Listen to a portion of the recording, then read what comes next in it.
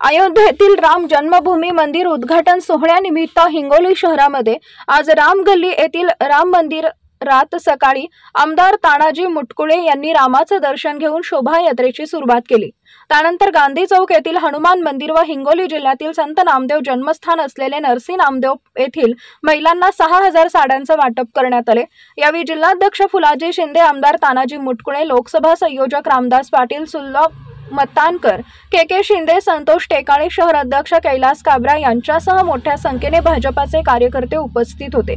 गांधी चौक येथून विश्व हिंदू परिषद बजरंग दल यांच्या वतीने भव्य रॅली काढण्यात आली।